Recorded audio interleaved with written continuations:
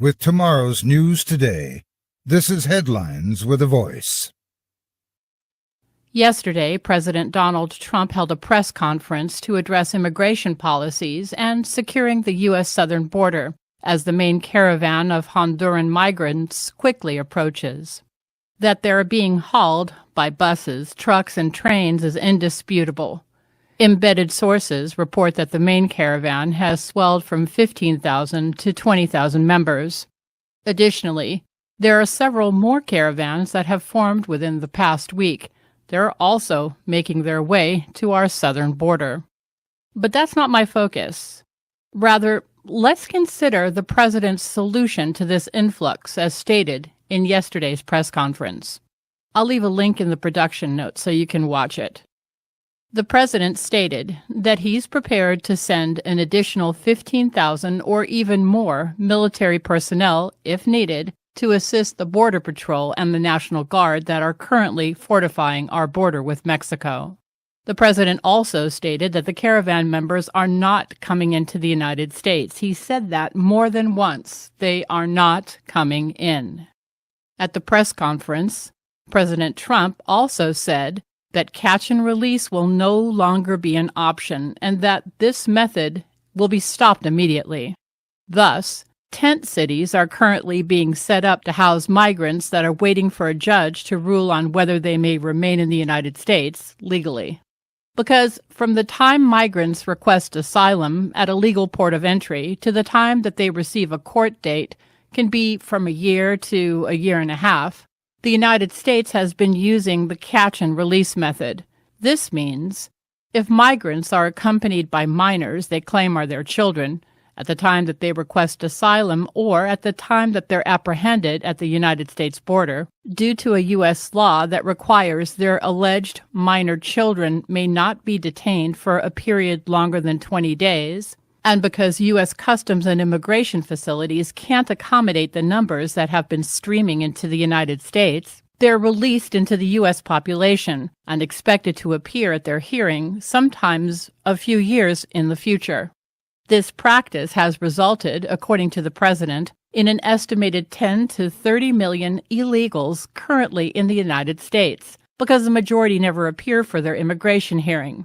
Because the numbers are so overwhelming, this practice has extended to all migrants if U.S. Customs and Immigration are not able to establish that they are in the criminal systems of their countries of origin. This has been the method for many years.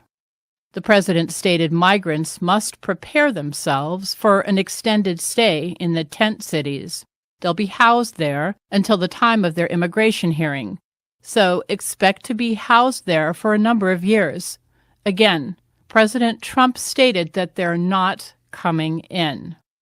So here are some elements within this current situation that strike me as really obvious.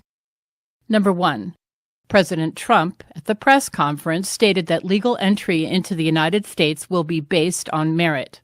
In other words, those admitted must have the skills required to fill the positions currently available and soon to be available in the United States.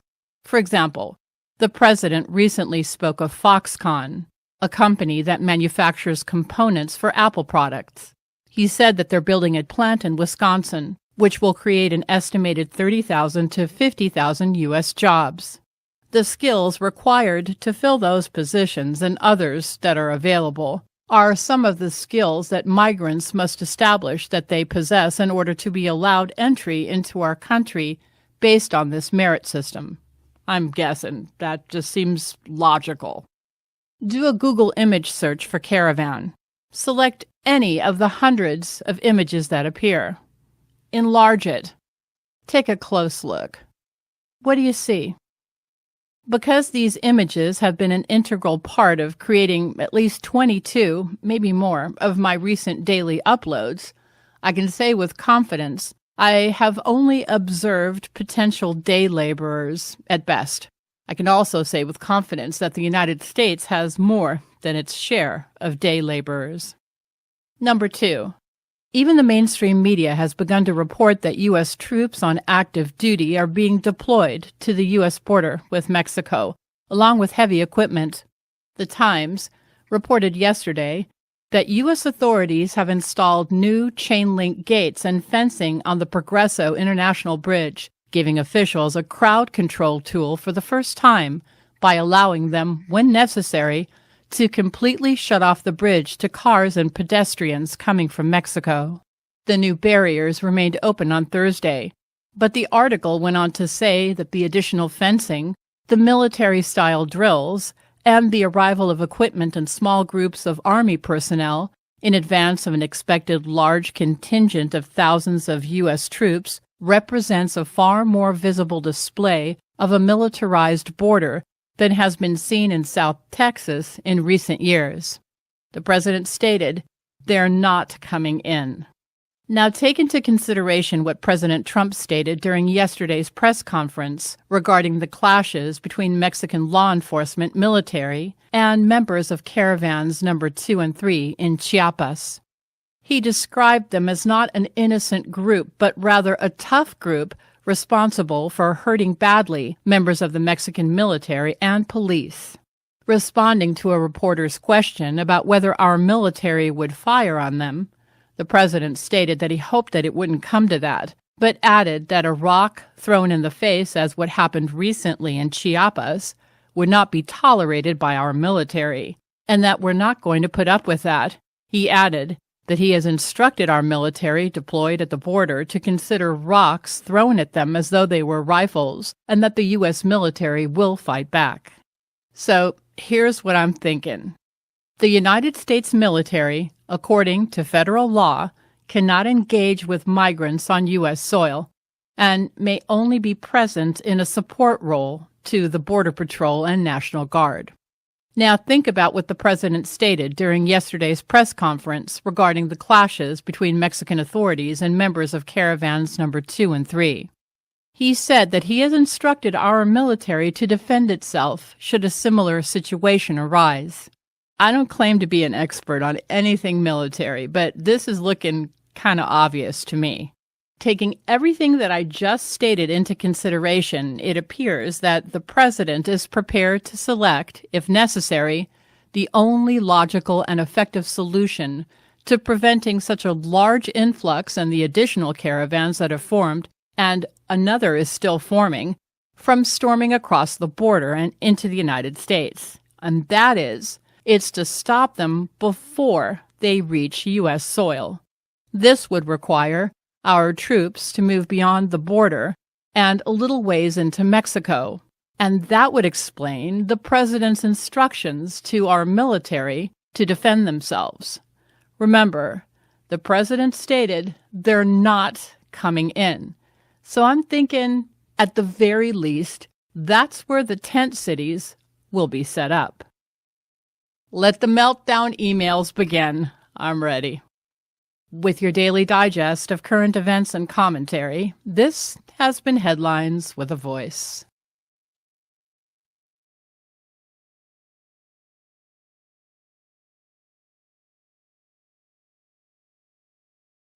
One bill after another, one confirmation after another, the Senate continues to produce major accomplishments that will directly improve the lives of the American people.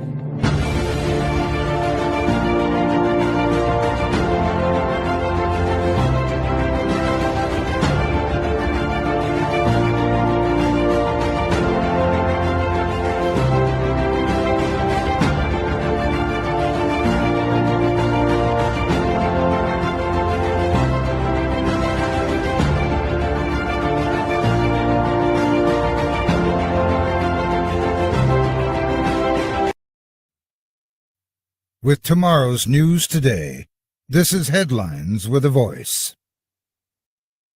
Billionaire investor George Soros has repeatedly denied that he's helping to finance the migrant caravans making their way up from Honduras and Guatemala through Mexico with the ultimate aim of entering the United States. But that's about to change, as the Open Society founder, who famously financed much of the opposition to President Trump's Supreme Court Justice pick, Brett Kavanaugh, is now partnering with Mastercard to hand out money in the form of investment capital to migrants, refugees, and others struggling within their communities worldwide, according to Reuters. Through his partnership with Mastercard, Soros is effectively providing open financial support for migrants and refugees seeking to enter the United States and Europe. The partnership between Soros and Mastercard, which they're calling Humanity Ventures, is the result of a pledge that Soros made in September to spend $500 million to address the challenges facing migrants and refugees. In a joint statement, Soros and Mastercard declared that government aid programs haven't been enough to solve the issues facing refugees, suggesting that it's a problem that only the private sector can solve. Migrants are often forced into lives of despair in their host communities because they can't gain access to financial, healthcare, and government services, Soros said. Our potential investment in this social enterprise, coupled with Mastercard's ability to create products that serve vulnerable communities, can show how private capital can play a constructive role in solving social problems. Right away, Soros plans to spend $50 million to provide scalable healthcare and education solutions. He intends to invest the money in businesses founded by migrants. Humanity Ventures is intended to be profitable so as to stimulate involvement from other business people, Soros said. We also hope to establish standards of practice to ensure that investments are not exploitative of the vulnerable communities we intend to serve. Soros has said that he would prefer Humanity Ventures to be profitable to attract other business people. It's unclear how exactly he plans to earn anything approaching a reasonable rate of return by literally handing out risk-free loans to migrants and refugees. This comes after Mastercard, back in 2016, admitted that it had handed out prepaid debt cards to migrants and refugees invading Europe, something that the company did with the explicit blessing of the European Union and the United Nations High Commissioner for Refugees.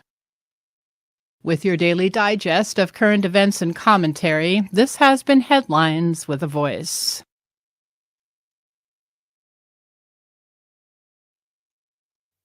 With tomorrow's news today, this is Headlines with a Voice. Among the many questions about an FBI corruption probe nagging Tallahassee Mayor Andrew Gillum, one that could follow the Democrat uptown to the governor's mansion if he wins the election next week, is something few people outside of Florida are asking. What does his political rise have to do with 311 East Jennings Street? It might be an arcane question, but the Tallahassee address offers a window into how politics is done in Florida's capital, and may say quite a bit about how the Bernie Sanders-endorsed leftist has mastered the game. It begins with money. In the first 3 years after Gillum announced his bid for mayor in April of 2013, the decade-serving city commissioner received $8,000 from a host of companies using that address. And businesses there have received a number of financial favors from the city and the mayor, who, as a member of the Community Redevelopment Agency, voted for the subsidies. Those dealings are receiving heightened scrutiny since the FBI last year issued subpoenas to 38 individuals and companies, more than a dozen of which are connected to the Jennings Street address.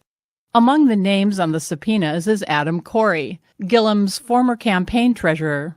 Corey is a local lobbyist, developer, and Gillum's friend since college. Gillum, as part of the redevelopment agency, voted in 2013 to give a Corey-affiliated group $1.3 million in taxpayer money to develop a restaurant. The ultimate aim of the FBI investigation and any direct connection to Gillum remains unclear, as does its connection to a separate, ongoing state ethics probe into Gillum's relationship with donors. The latter includes an allegation that Gillum accepted from an undercover agent a ticket to see Hamilton on Broadway. But Gillum denies any wrongdoing. His narrowly trailing Republican opponent in the governor's race, Ron DeSantis, Wednesday, suggested impeaching Gillum over the ethics charges. The FBI has asked the city and the state's revenue department for records connected to dozens of Tallahassee businesses and their owners, including bids, tax reports, and emails, as well as documents related to financial transactions between the city and those entities. Many of the records sought are connected to economic development work by private companies and tax breaks and subsidies provided to them primarily by the Community Redevelopment Agency. The city has turned over more than 200,000 records. A recurrent name in those records, along with the Jennings Street address, is a local businessman, J.T. Burnett, a major Gillum backer who in 2014 received $883,000 in city subsidies for developing a downtown hotel. He declined to comment for this story. Burnett, in fact, has become a major political player, supporting candidates of both parties by taking advantage of what's known as the LLC loophole. Florida is one of several states that allows limited liability corporations, even if they have the same ownership, to contribute as separate individuals, permitting donors to give the maximum amount of $1,000 from each of their subsidiaries. In all, 52 limited liability corporations listing the Jennings Street address, many of which are run by Burnett, have donated to state and local campaigns. Those businesses include Hunter and Harp, a partnership between Burnett and former bank executive James Cottrell, and Sunnyland Solar, another Burnett-related business connected to a city-subsidized clean energy project now under FBI scrutiny. Gillum, in 2012, voted to give Sunnyland Solar up to $5.4 million in subsidies. The Jennings Street address also houses Kaiser Kane, a national security contractor with millions of dollars of federal contracts, including multi-million-dollar deals with the Department of Defense and the Department of Justice. Kaiser Kane, also named in the FBI subpoena, actually bought the Jennings Street property in 2013 for $1.15 million, records show. The building was sold in 2016 to 311 Jennings Limited Liability Company that lists Burnett's home as its corporate address. The Jennings building was sold again in March of 2017 to the Pace Center for Girls, a Jacksonville-based nonprofit. Kaiser Kane still uses the address for its Tallahassee office on its website contact page. Cynthia Montgomery, an attorney representing Pace, said that her client is the lone occupant of the 12,000-square-foot building. Kaiser Kane president Melissa Oglesby didn't return a call. The federal probe aside, Gillum's actions have prompted other questions. Until last month, Gillum's campaign was operating out of 1550 Melvin Street, owned by longtime confidant Sharon Letman Hicks. It's the same building that Gillum has worked out of in his side gigs, first as director of youth leadership for the advocacy group People for the American Way, and then for Letman Hicks P&P Communications, where Gillum was vice president. Just what he did for P&P, though, isn't really clear. The company has no website, no dedicated phone line, and has not formally disclosed its clients. The property was purchased with funding from the Northwest Florida Black Business Investment Corporation, a tax-exempt group that provides investment funding. Two of the investment corporation directors, Harold Knowles and Keith Bowers, are part of a group that in July of this year received $281,000 in community development money for exclusive rights to a development project in the city. All told, it's a telling, tangled web of addresses, interconnections, swaps, and deals that raise questions about Gillum's alliances. Questions that won't be answered before Tuesday's vote. It's reasonable to say that the mayor is responsible for everything under his watch, said Matthew Pietrica, an assistant professor of political science at Florida State University. Voters, he added, may not be able to discern between culpability and cloudy inference, and people who might vote for him may choose just to stay home. Gillum, who was elected to the city commission in 2003 and became mayor in 2014, insists that he's been told that he's not the target of the FBI inquiry. The race in Florida is one of the tightest major contests in the country. Gillum leads in the latest Clear Politics polling average by just a few percentage points. Erwin Jackson, a Tallahassee businessman and gadfly, who this year filed a state ethics complaint against Gillum, said that the mayor is doing much better than you'd expect, especially in the face of all the crap that's going on. Narrator's note. Well, it looks like someone studied Bill and Hillary Clinton's handbook of political corruption. With your daily digest of current events and commentary, this has been Headlines with a Voice. With tomorrow's news today, this is Headlines with a Voice.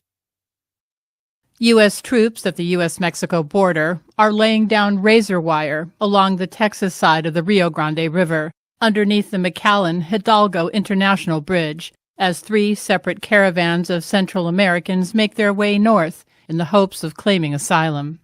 United States soldiers participating in Operation Faithful Patriot are working with U.S. Customs and Border Patrol officers to install the fencing, according to the Department of Defense. During a Saturday campaign rally in Montana, President Trump said, "Mexico is trying. They're trying, but we're different. We have our military on the border." The president added that he's had it. Watch. By the way, 4 others that are forming. Okay?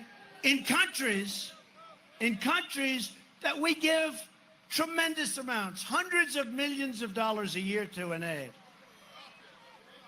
Right? Not anymore. They don't do anything for us. They talk. They talk. They don't do for us. And that's about it for them, because I tell you what, I've had it. They call up, "Oh, we're working so hard in the meantime." A spokesman for the U.S. Border Patrol told the New York Post that the fencing was part of necessary preparations for the caravans. Around 900 troops have arrived at the border since the Trump administration announced the deployment on October 26th. The president vowed that the forces would block the caravans from entering U.S. turf. Military units are heading to outposts along the border from Texas to California. After saying about 5,000 active-duty troops would be deployed as part of Operation Faithful Patriot, the president on Wednesday boosted that number from 10,000 to 15,000. Mexican officials, meanwhile, have ceased to provide bus, truck, and van rides to the group. A second caravan of around 1,000 to 1,500 people from Guatemala, Honduras, and El Salvador entered Mexico last week and is approximately 1,000 miles from the southern U.S. border, while additional caravans have also entered Mexico from Guatemala on Friday, wading across the Suchiate River after Mexican authorities blocked access over a bridge. With your daily digest of current events and commentary, this has been Headlines with a Voice. President Trump will leave nothing on the battlefield.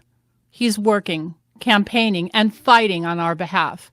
Now, with the election less than 24 hours away, it's time for us to stand and take action. We watched the passage of Obamacare at 1:38 in the morning on the day before Christmas Eve in 2009. We watched the Senate and the House attempt passing amnesty in 2014. We know exactly how it passed, and we know exactly why it passed. We don't need to stand around and talk about it. We know what lies behind cloture and the uniparty schemes. We watched the 2009 $900 billion stimulus bill being spent every year, each year, for 7 consecutive years. Omnibus, QE1, QE2, bailouts, crony capitalism. We know exactly how it works, and we know exactly why this ruse is maintained. We don't need to stand around and talk about it. We're beyond talking. We accept that the entire Senate voted to block President Trump's ability to use recess appointments in 2017. Every single Democrat and every single Republican. We've waited each year, every year, for 10 years to see a federal budget, only to be given another omnibus spending bill by conservative Paul Ryan. We've watched the ridiculing of police officers, the riots, and the lack of support for laws or their enforcement. We've been absorbing all of it. We've been exposed to violence upon us by the paid operatives of the organized DNC machine. We know. The media trying to hide it doesn't change our level of information. We watched in 2012 as the Democrat Party 3 times denied God during their convention. We've watched our borders left intentionally unsecured. We've watched followers of the religion of peace slaughter our brothers and sisters as our gutless politicians proclaim that they're uncertain of motive. We know exactly who they are and why they're doing it. All-inclusive bathrooms apparently are more important than securing our southern border.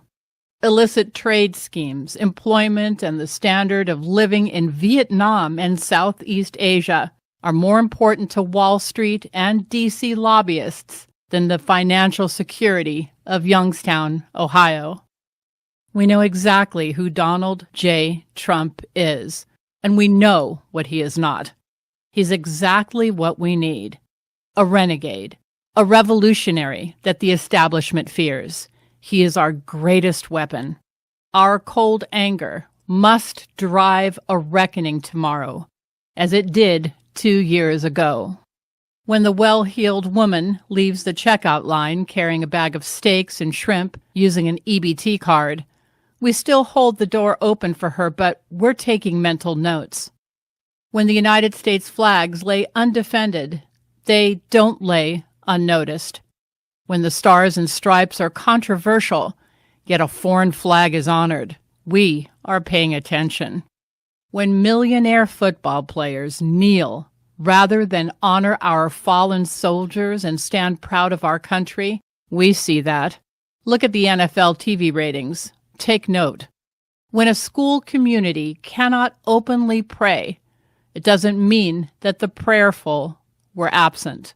When a liar seems to win, it's not without observation.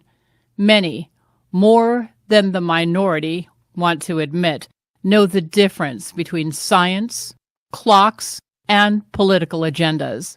Cold anger perceives deception the way a long-term battered spouse absorbs those final blows in the hours right before a pre-planned exit, with purpose. Our patience has reached its end. They've pushed us too far. The left's cries of microaggression mean nothing to us. Their delicate sensibilities will be utterly annihilated in the wake of tomorrow's purposeful action. A short time ago, Americans were unfamiliar with our current enemy.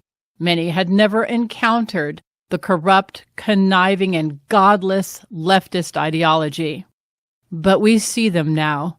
We understand them now. We see the mob. It is our job to stand in support of our nation and support our most effective weapon ever deployed, the best defense against the lunatics that worship at the altar of communism, our president, Donald J. Trump.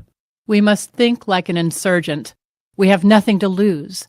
Insurgencies have nothing to lose. If insurgents are not victorious, the system which controls the dynamic wins. But if insurgents do nothing, that same system wins. Do nothing and we lose. Go to the mattresses tomorrow and we might win. The choice is ours.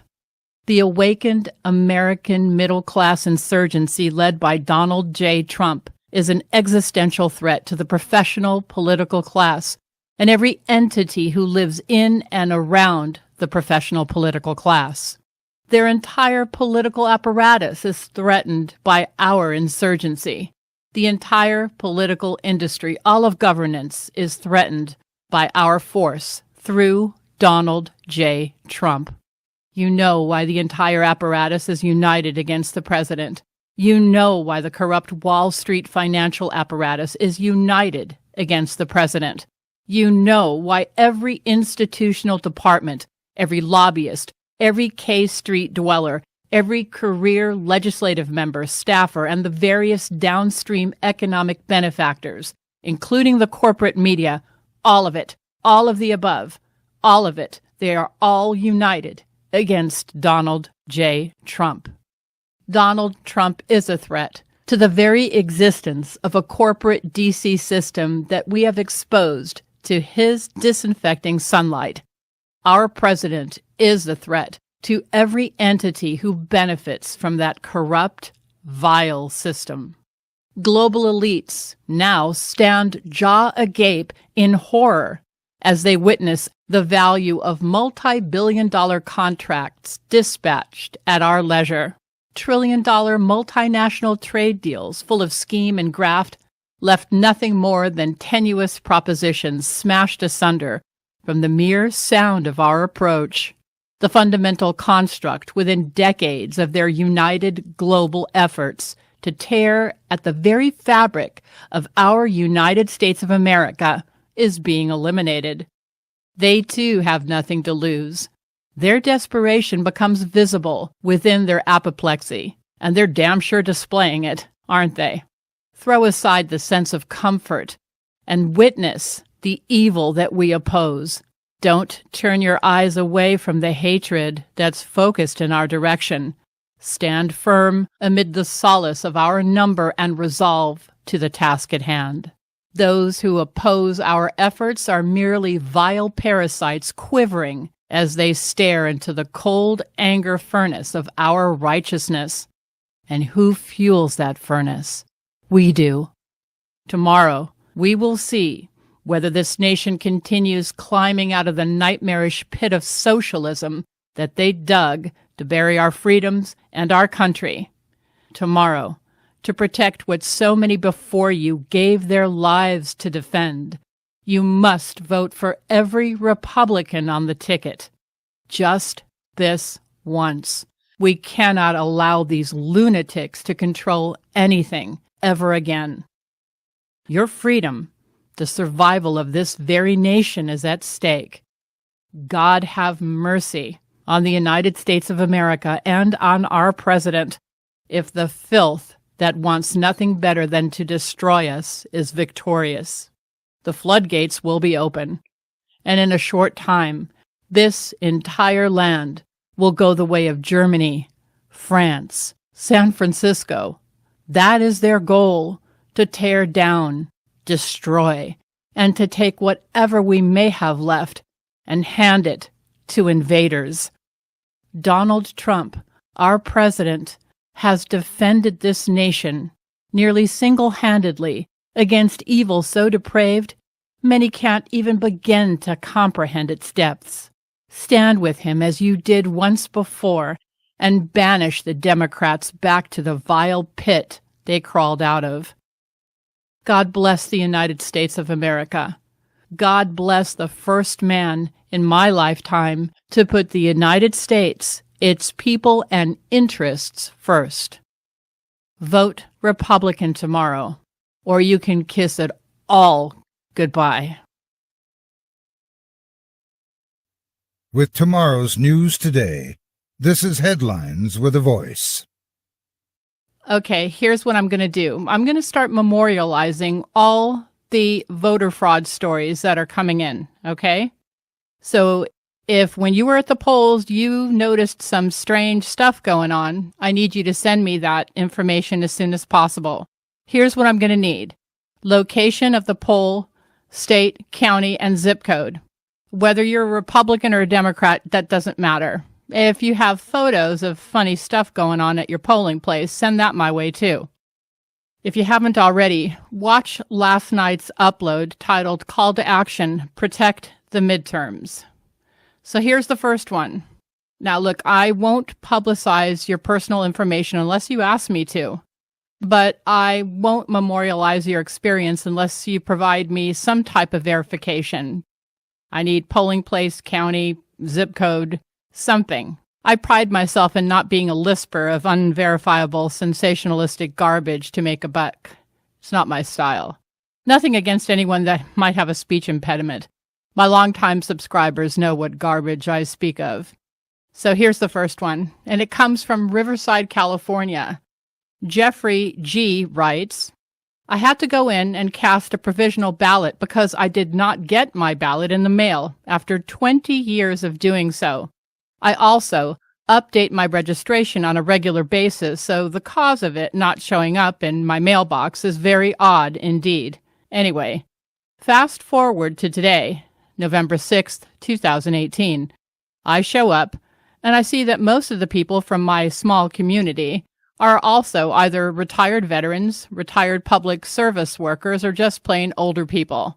Most of them are conservatives, if you take my meaning. So anyway, as of 2:31 p.m. today, there have been approximately 250 people that also had to go in because they too did not get their ballot in the mail.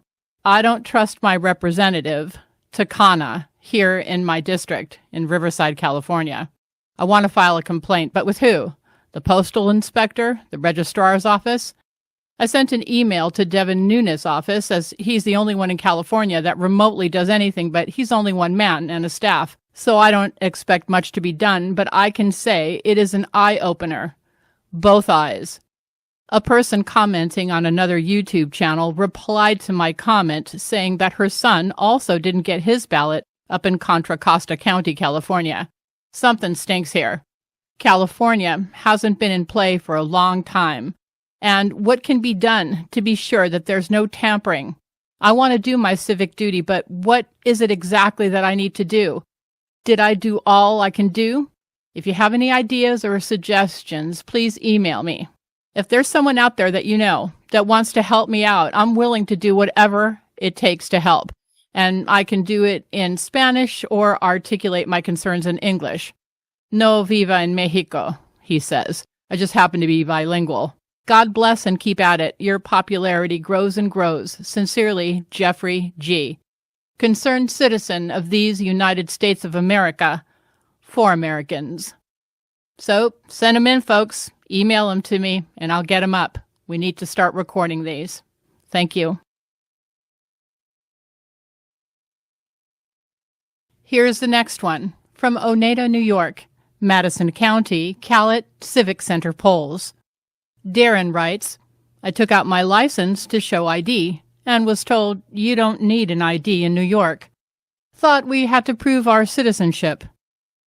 Send me your experience so we can memorialize these. Thank you. Here's some more, folks.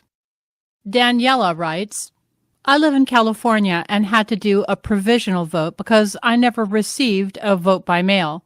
I found it strange, and I asked when would my vote be counted, and the nice lady at the desk informed me that it would take weeks because of the volume of votes. California would not have a final count today.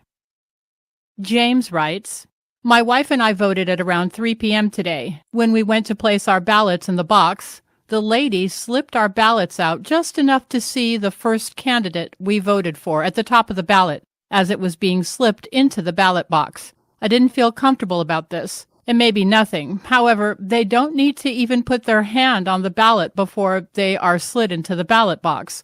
The only thing that they should touch is the ballot cover after the ballot is deposited. She did this with both my ballot and my wife's. Our polling place is located at First Assembly of God Church, 501 East Courtson Road, Casa Grande, Arizona, 85122.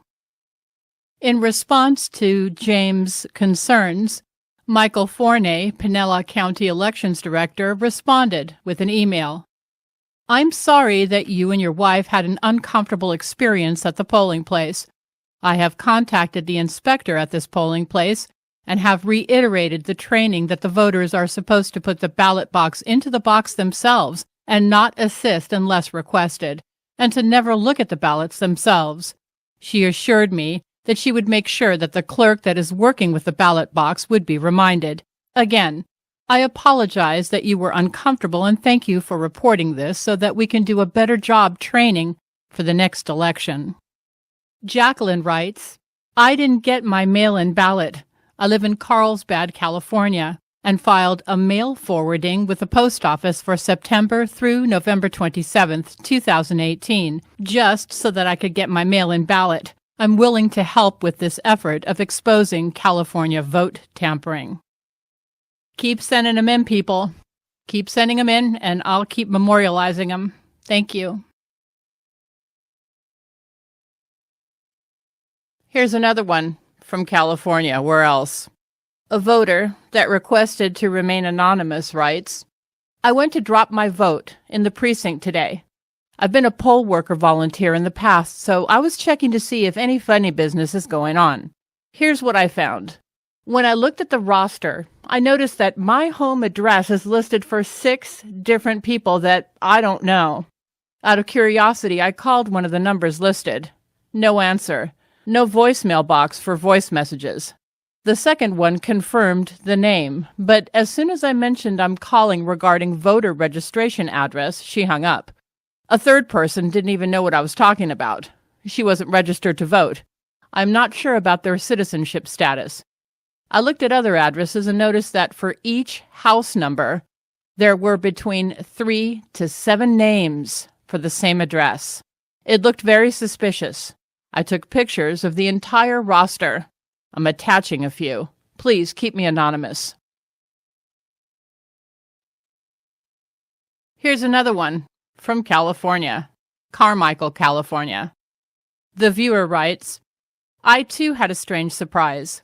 I've been voting in the same district in Carmichael, California, and I've been living at the same address for 35 years.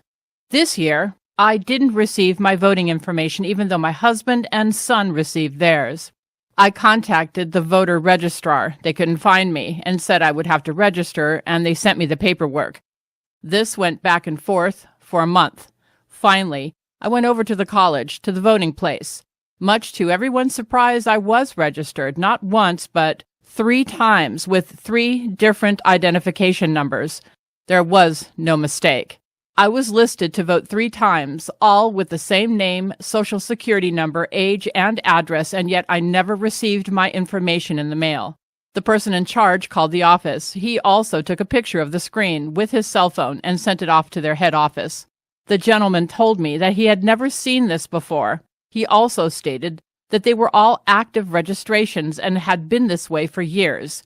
He also said that duplicates kick out, but this one did not, and was more unusual, because there were 3 active registrations for me. This has been a few months now, and I have not heard a word from anyone, but I did get my ballot this time. More from California. Robert writes, my ballot's not there again. On the 5th of this month, I sent to 3 different locations in town, then to Rio Vista for 6 more possible locations to get a provisional ballot. Then off to Walnut Grove, where upon a slight digital examination and not the sigmoid scope investigation of my eligibility to request a paper ballot, it was finally granted. This is Sacramento County, and I was dropped in 2015, then registered independent and voted for Trump. This isn't my first got dumped rodeo. With tomorrow's news today, this is Headlines with a Voice. It appears the draining of the swamp has officially begun. A short time ago, President Donald Trump announced the following.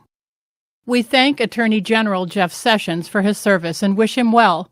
A permanent replacement will be nominated at a later date. We are pleased to announce that Matthew G. Whitaker, Chief of Staff to Attorney General Jeff Sessions at the Department of Justice, will become our new acting Attorney General of the United States. He will serve our country well. Narrator's note. And just when I was about to stick needles in my eyes, President Trump never fails to surprise. With your daily digest of current events and commentary, this has been Headlines with a Voice. With tomorrow's news today, this is Headlines with a Voice. Anyone with a reasonable amount of political knowledge is aware that within Florida, the epicenter of voter fraud takes place in Broward and Palm Beach counties. Both of these areas aren't just filled with corrupt election officials. Every element of county and city government is corrupt. Broward County's supervisor of elections, Brenda Snipes, has an exhaustively documented history of rampant and in-your-face, unapologetic fraud within the election process. In the latest example, Snipes is once again producing ballots filled out by her political operatives long after the election is over. Yeah, that's right. Everyone in Florida knows the Snipes routine. Brenda Snipes keeps her people working to produce ballots until law enforcement arrives. Once she's confronted, she shouts racism, and the officials back away, allowing the corruption to continue. This routine has worked really well for her in the past, and she's openly compensated by left-wing political operations for her efforts. In the 2016 election, the Hillary Clinton campaign paid Brenda Snipes to send 2 ballots to every Democrat. So it doesn't come as a surprise to see Miss Snipes at the center of the operation to steal yet another set of elections in 2018. The objective this time is to give the governor's race and the Senate race to the Democratic Party. Prior endeavors in 2012 and 2014 were successful. Narrator's note. You know, a simple outpatient procedure at a dermatologist's would take care of that growth on her face. It's so distracting. Investigations into this slug's voter fraud are going to mean zip if they're not immediately followed by an indictment, a conviction, and a lengthy prison term. And not a monitoring anklet like Imran Awan got. I'm talking about time in the slammer. He should be in there too. With your daily digest of current events and commentary, this has been Headlines with a Voice. With tomorrow's news today, this is Headlines with a Voice. As we await Special Counsel Robert Mueller's report on the Trump-Russia collusion hoax and the 2016 election meddling by Moscow, incumbent and election night lame duck Florida Democrat Senator Bill Nelson is trying to save his Senate seat by bringing in attorney Mark Elias, one of the key players in the collusion with Russia by Fusion GPS and the DNC, to derail the Trump candidacy and presidency. Mark Elias, the attorney who infamously retained Fusion GPS to produce a largely discredited anti-Trump dossier on behalf of the Hillary Clinton 2016 presidential campaign, has been retained to represent Senator Bill Nelson's recount efforts in Florida. We believe that at the end of the process, Senator Nelson is going to be declared the winner, Elias said. Elias added, "We're doing this not just because it's automatic, but we're doing it to win." Of course you are. Just as you and your firm colluded with British agent Christopher Steele and Russian sources to produce a fake dossier designed to trigger an investigation into Hillary Clinton's 2016 rival, Donald Trump. Win at all costs is your mantra, as you attempt to do in 2018 what you tried to do in 2016, overturn the results of a free and fair election. Elias is widely considered one of the most powerful attorneys associated with the Democratic Party. He's chair of the political law group at the Perkins Coie law firm.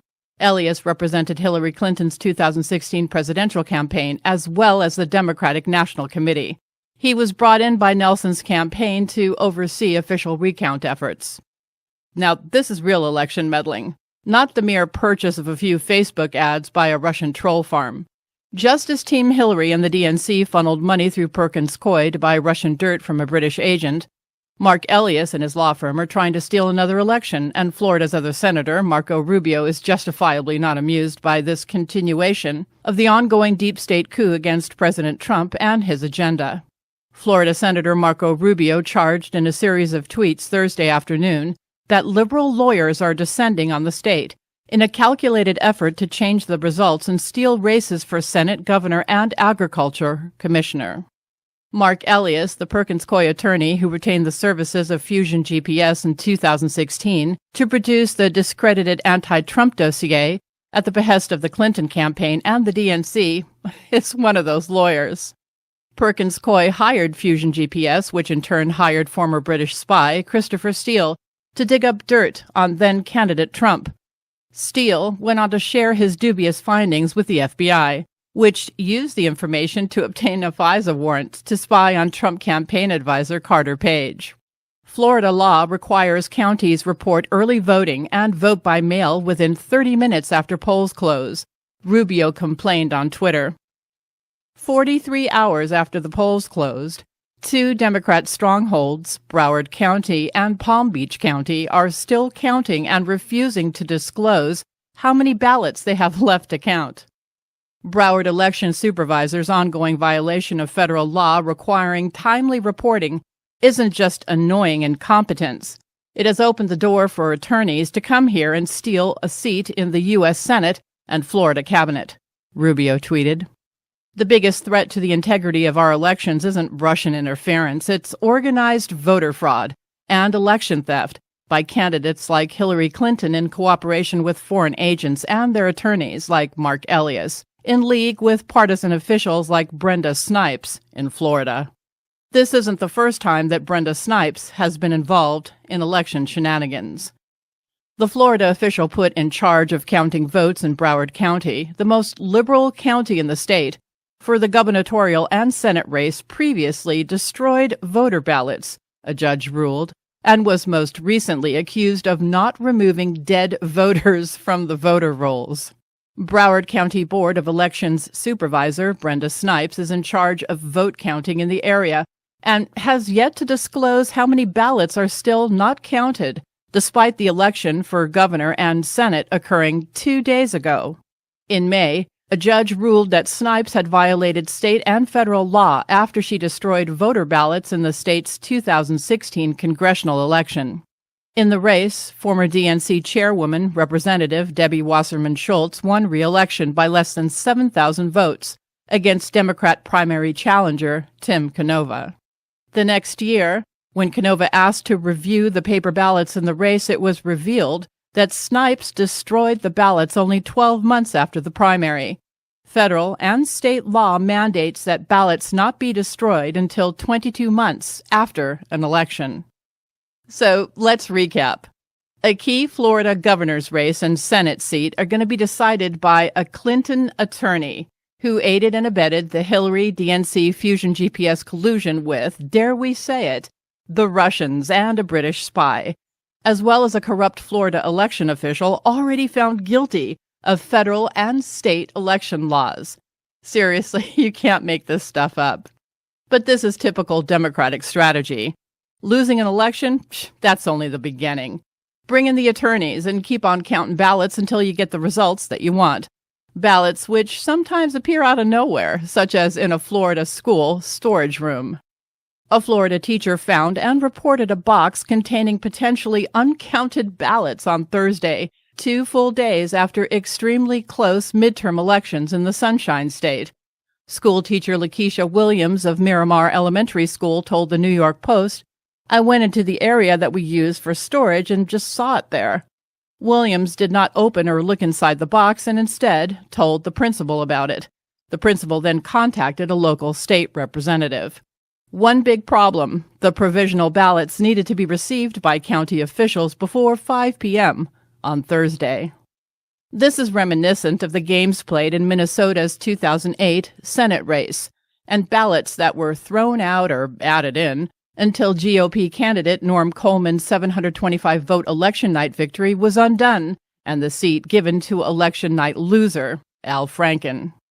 As the Wall Street Journal's John Fund reports, Minnesota Democrat Al Franken's narrow 312 victory in 2008 over incumbent Senator Norm Coleman may have come as a result of people being allowed to vote who, under existing law, shouldn't have been.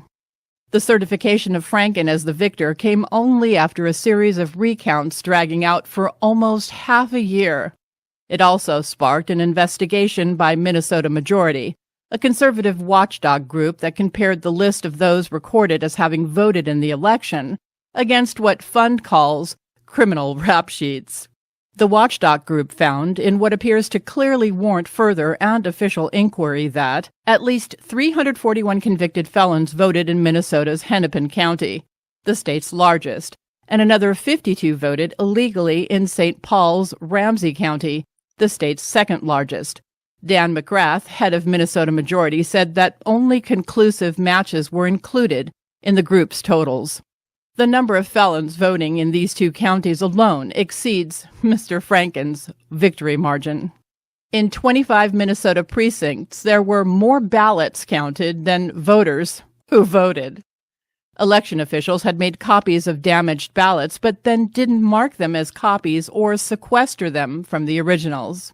There was also the issue of the 133 missing ballots from a heavily Democratic Minneapolis precinct that were nevertheless included in the recount. The state canvassing board ultimately allowed in 933 previously rejected absentee ballots. All in all, once Franken had been given the lead, suddenly the recounting stopped. Imagine that. Nothing more to see here. Take your stolen seat, Senator Franken. Soviet dictator Joseph Stalin is reputed to have observed, the people who cast the votes decide nothing. The people who count the votes decide everything. Chances are, Mark Elias probably agrees with that. With your daily digest of current events and commentary, this has been Headlines with a Voice. With tomorrow's news today, this is Headlines with a Voice. Provisional ballots from the Broward County Supervisor of Elections office were reportedly discovered in the back of an Avis rental car at Fort Lauderdale Airport on Sunday night. Attorney and Broward GOP state committeeman Richard DiNapoli says that he received a call from an Avis employee informing him of the discovered ballot boxes after sheriff's deputies were initially unwilling to investigate. DiNapoli says that the car was rented to a man by the name of Noah Holloman. DiNapoli later notes that Holloman's relative donated to Democratic gubernatorial candidate Andrew Gillum. So here's DiNapoli's recap of the events. The way it went down.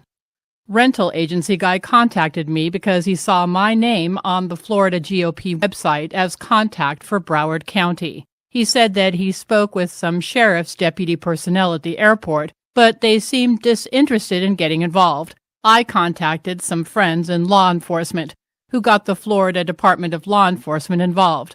After I arrived at the airport, Florida Department of Law Enforcement contacted Broward Sheriff Jeremy Hansen, who came to the Avis at the Fort Lauderdale Airport. They interviewed me and the Avis employee and took the boxes into evidence. The FBI needs to kick in the door, interview all Board of Election employees, shutter the Broward County elections offices, seize all the ballots, and put a stop to the Democrats disrupting the elections, said GOP operative Ali Alexander with Stop the Steal, a campaign established to collect intelligence and document alleged election malfeasance amid the Florida ballot controversies. This is a bigger story than we could have ever imagined, and Floridians and the entire country demand answers. With your daily digest of current events and commentary, this has been Headlines with a Voice. So, who's going to do something about this mess? Anyone out there have any more bright ideas? 'Cause I'm all ears. The longer that the thieving continues, the more we lose. It's time to face what I consider to be inevitable at this stage in the game. The time for action as far as securing the midterm elections, that came and went a long time ago. The Department of Homeland Security was tasked with securing our elections, and they didn't do squat. Kristen Nielsen is no friend of the president's. Rumor has it that she's about to get the boot. Meanwhile, the Democrats continue to brazenly commit crimes against the citizens of the United States with impunity. The election results are being overturned and no one's doing a thing about it. Earlier, it was revealed that Florida was handing out ballots to the inmates of the Broward County Jail. True story. But no one seems to be concerned enough to do anything to stop the insanity. And didn't President Trump say something about sending better attorneys to Florida than the ones that the Democrats sent? Anyone see that happen? And then there's Mueller. Mueller continues to destroy the lives of everyone that comes under his scrutiny, whether they've committed a crime or not. Everyone that has been the focus of his sham of an investigation is bankrupt. Everyone. And I hear tell Jerome Corsi, and I'm no fan, is next on Mueller's list. Still, no evidence of collusion with Russia. At least not on the part of the president or his campaign, but plenty of shady dealings with Russia on Hillary Clinton's part. And let's not forget that Bob Mueller was the one that hand-delivered a sample of highly enriched uranium on behalf of Secretary of State Hillary Clinton to Moscow. Don't want to forget that. And plenty of evidence. Former CIA Director John Brennan had questionable dealings with Russia. As a matter of fact, everyone but Trump was cozy with Moscow. And then there's the disgusting Debbie, there will be consequences, Wasserman Schultz. Broward County again, and her IT asshat, Imran Awan, and his family of foreign spies. And let's not forget that it was Javier Becerra, now California's Attorney General. He was the genius that got Awan on board. Still no arrests, but why would there be? After all, Jeff Sessions gave Awan a free pass, didn't he? He also signed off multiple times on Hillary's Uranium One deal. Criminals, every last one of them. Maxine Waters calling for attacks on Republicans. Pelosi stating publicly that there will be collateral damage. Dianne Feinstein and her Chinese handler. Nearly 20 years that guy was on her staff. 20 years. And Feinstein's husband making millions using info that Dianne gave him when she chaired the Senate Intelligence Committee. Insider trading is what it's called. And Hillary, Jesus, there isn't enough time to even scratch the surface of what Lion Bill and the Beast's crimes against humanity are. Benghazi should tell you everything you need to know. May she rot in the depths of the inferno for leaving those guys hanging out to dry. Remember that interview that she gave immediately after her criminal actions and those of Obama's turned Libya into a zone of destruction and Gaddafi was executed in public? We came, we saw, he died. Oh, let's not forget my favorite. What difference at this point does it make? And then there's the useless to the administration and to law and order in general, FBI Director Christopher Wray. Didn't we all have high hopes for him? He's a cover-up artist, just like Rod the Rat Rosenstein. What happened to those documents that were supposed to be declassified? Anyone know? Weren't we waiting until after the midterm elections to get those things declassified? Weren't we? No one has been arrested. No one has been indicted. No one, despite mountains of verifiable evidence of the crimes that they committed. It's always soon, in a couple of months, after the first of the year, right after the midterms. In the meantime, we're getting kicked in the nuts over and over and over again, and we take it, don't we? Because what choice do we have but to continue taking their shots, right? Fires burning down the entire state of California. Brown holding his arms open, ready to welcome in tens of thousands of invaders. Come on in. The water's great. There comes a time, in my opinion, when the malignant tumor that drags this nation down into socialism must be surgically removed. I see no other remedy. We ran out of options a long time ago, believe me, when I say that my sentiments aren't unique. This is on the minds of everyone with more than a couple of brain cells banging around in their craniums. We've allowed the lunatics to back us into a corner. And the last time I checked the horizon, there's no sign of a cavalry coming to the rescue. It seems that we're left to our own devices. Always a dangerous position to be in. Never a pain-free resolution either, for anyone. Just sick of it. With tomorrow's news today, this is Headlines with a Voice. Fox News said it's supporting CNN's lawsuit to regain White House reporter Jim Acosta's press credentials and has filed an amicus brief in the case, Bloomberg reports, citing an emailed statement from Fox News President Jay Wallace. Fox News supports CNN in its legal effort to regain its White House reporter's press credential. We intend to file an amicus brief with the United States District Court. Secret Service passes for working White House journalists should never be weaponized. While we don't condone the growing antagonistic tone by both the president and the press at recent media avails, we do support a free press, access, and open exchanges for the American people.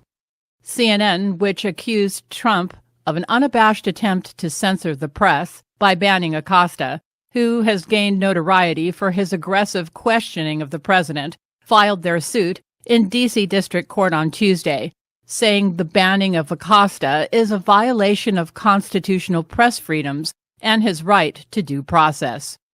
Multiple reporters and journalistic organizations have expressed solidarity with CNN, even as the White House refers to the suit as grandstanding in their promise to fight it. Several Fox News personalities spoke about the Acosta lawsuit in the midst of Tuesday's news flurry. Judge Andrew Napolitano said that CNN has a very good case to mount against the White House, though Acosta was thoroughly lambasted by Sean Hannity and Fox's panelists on The Five. Meanwhile, in response to CNN's suit, the Trump administration denied CNN's legal claims that revoking the White House press pass of correspondent Jim Acosta violated his First Amendment rights to report freely on the government. The Department of Justice filed a response Wednesday to CNN's lawsuit, hours ahead of a hearing in a D.C. federal court. And with neither side willing to concede, one wonders if the fight between CNN and the White House will eventually end up before the Supreme Court. With your daily digest of current events and commentary, this has been Headlines with a Voice.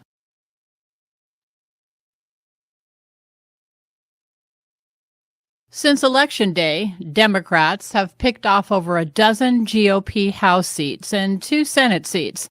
And, well, they're going for more. On election night, the Democrats had a decent haul. But since Election Day, the Democrats have had a spectacular run. In the United States Senate, Democrats picked up 2 seats since Election Day, and they performed even better in the House of Representatives.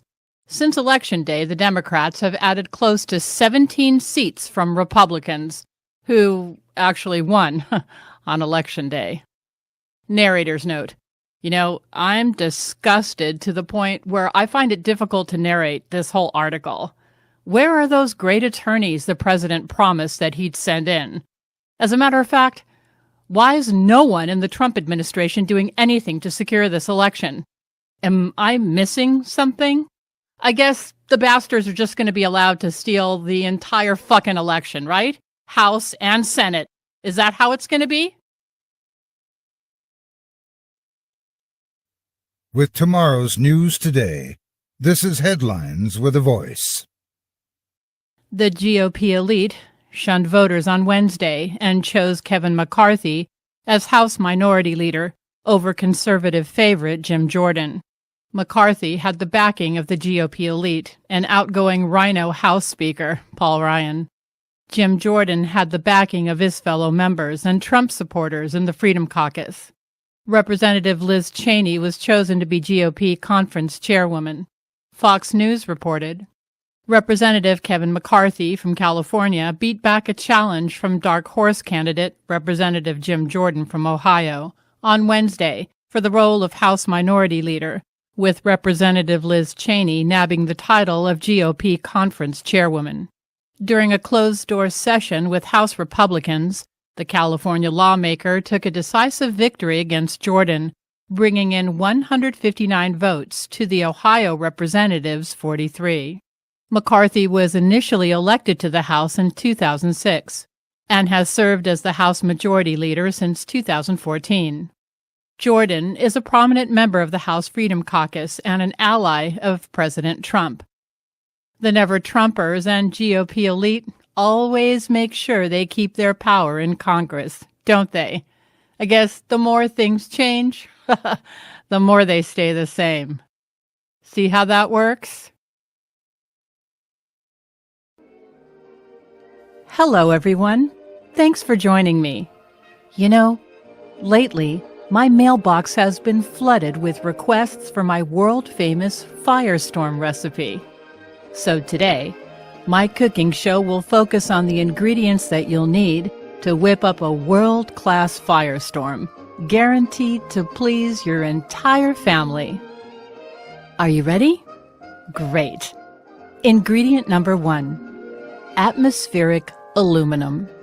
You'll need several decades of dedicated, non-stop geoengineering, ladies. I found the best method to achieve an even, thoroughly saturated surface of highly flammable aluminum is the tried and true chemtrailing method. There really is no better way to suck the moisture, nutrients, and life force out of your local flora and fauna than a decades-long campaign of tried and true chemtrailing. Ingredient number 2, smart meters. Even if you're using your trusty copper whipping bowl, you'll never achieve those beautiful, shiny, stiff peaks without smart meters installed everywhere throughout your neighborhood. If your utility company hasn't already implemented the switch from analog to weaponized smart meters, give them a call and give them a piece of your mind. Ingredient number 3, electromagnetic fields. For a really delicious firestorm, you'll need to head to the gourmet section of your grocery store. That's the only place to purchase top-shelf electromagnetic fields. And don't forget to read the label so that you're sure that they're sourced from microwave and cell phone towers. Don't cut corners here, ladies. Your family will thank you. Ingredient number 4, dews. To give your firestorm that delightful touch of inferno sizzle, directed energy weapons are absolutely essential. I've found international entities operating covertly on U.S. soil to be the best source of high-quality directed energy weapons. Ingredient number 5, arsonists dressed up like firefighters.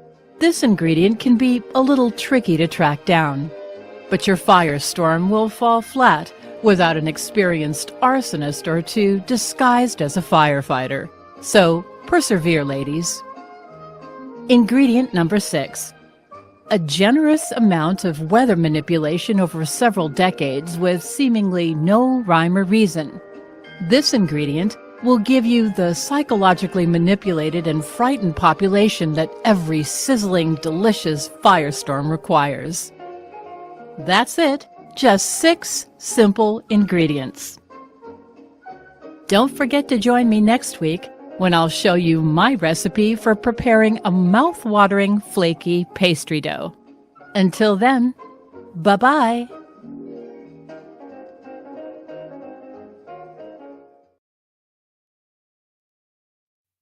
With tomorrow's news today, this is Headlines with a Voice.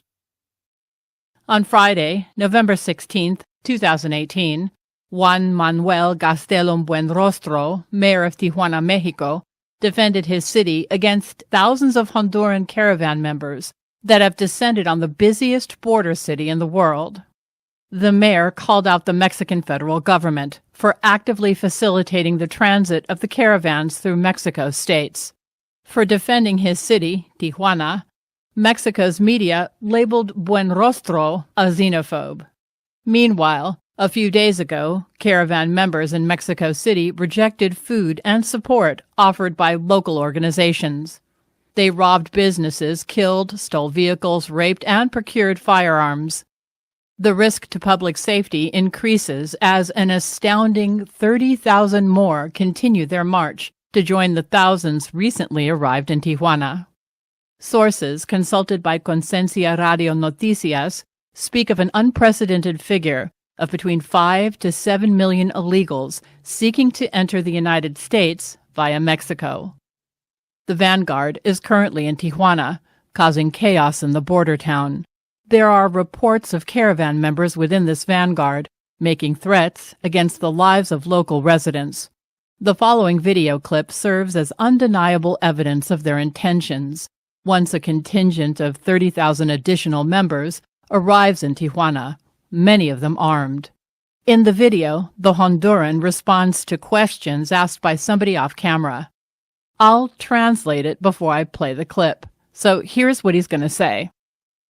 Quote, "If they're going to want violence, they'll see. We're 30,000 people. What are 30 assholes going to do against 30,000 people? We're going to mow them down. With these people that we are right here, we'll shoot them." Unquote. Si van a querer violencia, violencia van a ver. Están esperando a que lleguen sus compañeros para ver si se retiran a los... Todos ellos acá.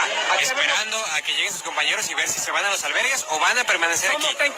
Como 30,000 gente. ¿Qué van a hacer 30 pendejos con 30,000 gente? Dime, 30,000. Los vamos a acribillar. Con esta gente que estamos los acribillamos. Narrator's note. Wait a minute, aren't they all supposed to be women and children seeking asylum? Aren't they? Yeah. Somebody better pull their head out and arm our troops at the border with something a little bit more substantial than rubber and paintballs injected with pepper spray. You know? With your daily digest of current events and commentary, this has been Headlines with a Voice. Hi, everybody. I just finished watching the first 20 minutes of Pete Santilli's latest broadcast. The first person that he had on the show was Robert Crooks of Mountain Minutemen out in Southern California. Crooks has been working hand in hand with the United States Border Patrol for the last 13 years, helping them patrol the southern border in the East San Diego sector. He's an honorably discharged veteran of the United States Army, 7th Infantry, 13th Combat Engineers. What he had to say about what's really happening down on our southern border turned my stomach and got me out of bed to wire him money for gas and record this. He described what's happening down in Tijuana as far as the United States military hardening the border. He called it a dog and pony show. We're being invaded as I'm recording this. They're being bussed to specific locations where there's nobody watching the border. No wall, no fence, nothing, as far as the eye can see, in all directions. Crooks has been down there now for the last 3 weeks, alone. He's been down there alone. He wants to know where all the patriotic Californians are. He's asking for help. He said, "Sure could use some help down here." He's an older man. He's had only a few hours of sleep in the last several days. That's how bad it's getting down there. They're flooding the border. This is an invasion. They're coming. This is a barefoot invasion. This is out of control. Those were his exact words. Are there any men out there? I know the majority of my subscribers are men. If you're out in Southern California, get your ass out there and help this guy. At the very least, he shared that he's got roughly $114 in his bank account, and gas is $4 a gallon. Send him some money to his PayPal account. Down in Playas de Tijuana, they're waiting for the rest of them to show up so they can crash through that fence. But while all that's happening, Crooks calls that a dog and pony show. More are walking right into the United States. And they're different, Crooks says. These aren't, what did he call them? Ditch crickets. They're well-dressed, they're well-groomed, their clothes are clean, they look like they just walked out of a barber shop from what I saw. And they're walking right in. Hundreds of them, sometimes at a time. And nothing's stopping them, except for people like Robert Crooks and the handful of Border Patrol agents that are down there. There's no military down there. There's nothing down there. It's wide open. So if you're in Southern California and you got a set of balls, prove it. Go down there and help this old guy. There's a link to Crook's website where you can find out how you can get down there, contact him. His Facebook page where he posts a morning report every morning.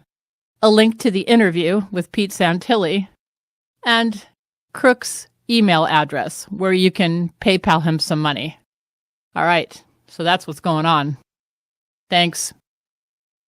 Good morning, America. This is our morning report from Patriot Point in Southern California, in the East San Diego sector of the United States border. As you can see, no military. Oh, look, there's Minutemen. Look, there's no military, no nothing, no border protection. This is out of control, folks. Out of control. We need to get some people down here. I read this morning, this is the highway right here, down below us. This will be a main entrance area for the added 3,300 that I read last night that showed up yesterday in Tijuana, which is right down there, about 50 miles. Oh, and I want to thank everybody for the generous donations for gasoline. I got to fill up last night, $90, 20 some gallons. Crazy. All right, folks, God bless you. God bless America. And hey, we sure could use some support down here. All right, thank you. With tomorrow's news today, this is Headlines with a Voice.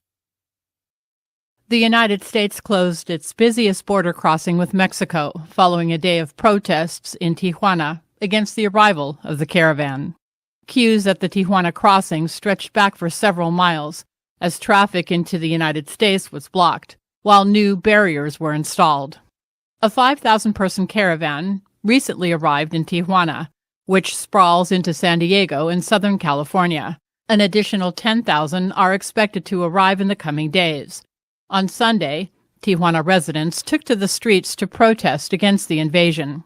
U.S. border inspectors are currently processing about 100 asylum claims per day at Tijuana's main crossing into San Diego. And Tijuana's mayor, Juan Manuel Gastelum, said he estimates that the migrants will remain in Tijuana for at least 6 months as claims are processed. Gastelum calls the influx an avalanche that Tijuana is ill-prepared to handle and has appealed to the Mexican federal government, which has flown in food and blankets. Gastelum, on Mexican television last week, wants to know who is leading them, who is funding them. Government officials in Tijuana have converted a municipal gymnasium to hold 3,000 migrants, and the city's privately run shelters have a maximum capacity of 700. In short, they're filled to capacity. Alden Rivera, the Honduran ambassador to Mexico, visited the shelters over the weekend, appealing once again to the migrants to return to Honduras, a country no more dangerous than New Orleans or Detroit. Narrator's note. If you haven't already viewed the upload I posted late last night, Lone Veteran at U.S. Border Pleads for Help, please watch it for a stunning revelation as to why Robert Crooks says the activity at the Tijuana crossing is a distraction. They're flooding across the border less than 50 miles away from Tijuana, where there is no U.S. military presence, no wall, no fence, nothing. Just a few Border Patrol agents and one 68-year-old Patriot. Now, with the border closed at Tijuana, Crooks and U.S. Border Patrol in that area will be inundated. Robert Crooks is an honorably discharged veteran of the U.S. Army, 7th Infantry, 13th Combat Engineers. He's been defending our border with Mexico for the last 13 years. Links to my upload, his recent call-in for help to the Pete Santilli Show, and his website are provided in the production notes below. With your daily digest of current events and commentary, this has been Headlines with a Voice. With tomorrow's news today, this is Headlines with a Voice. The parallels between the state-sponsored operation conducted on September 11th and the multi-year orchestrated environmental actions in California are profound and prevalent.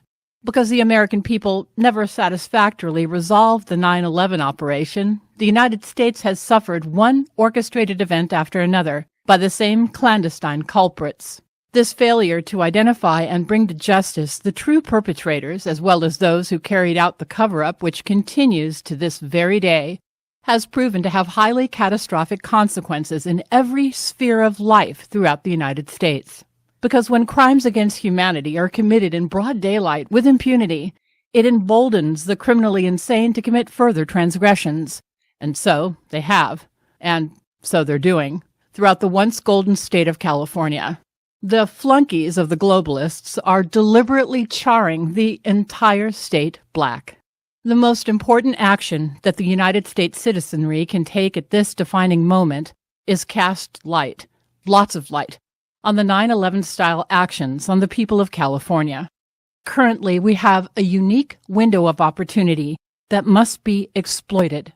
Those who geoengineered the California firestorms must be arrested and removed from civil society, from the very top on down, right to the arsonists disguised as firefighters. We the people can't permit this egregious crime to go uninvestigated and unpunished. The more people that become aware of this massive betrayal of the body politic, the more likely a people-powered movement will form to topple the power structure responsible. So how will the cabal change the public discourse about the ongoing California orchestrated operation? The powers that be will more than likely stage one of these 3 shock and awe events. A biological action that might lead or threaten to lead to a pandemic. A major nuclear mishap or a reactor meltdown. Weather, artificially created and deliberately directed at a heavy populated metro area. You see, it's imperative for the game changers to perpetrate an event sufficiently disastrous and fear-generating that the focus on the overwhelming evidence that screams California's fires were anything but natural, and that's leading to an awakened mass of citizens that will seethe with rage, will simply go away, as these events often do. Given the attention deficit nature of the American people, it's routine for the cabal to distract U.S. citizens from what's truly important. And so, they may even implement multiple strategies that divert our attention from the in-our-faces man-made conflagrations in California. At this pivotal moment, one thing is certain. If these psychopaths are unwilling to be caught red-handed targeting California, what won't they do? The UN agenda-supporting cabal were kind of careless in California. Their fingerprints are all over the statewide crime scene. Maybe they left them there by design. Whether their carelessness was intentional or not, so many people have woken up to these operations that the perpetrators are now desperate to change the national conversation, and fast. How they'll achieve this remains to be seen, but it's crucial to remain vigilant. Narrator's note. Update.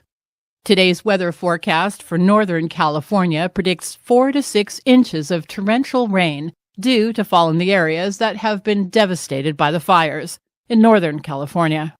No vegetation equals life-endangering mudslides. Just around the corner. With your daily digest of current events and commentary, this has been Headlines with a Voice.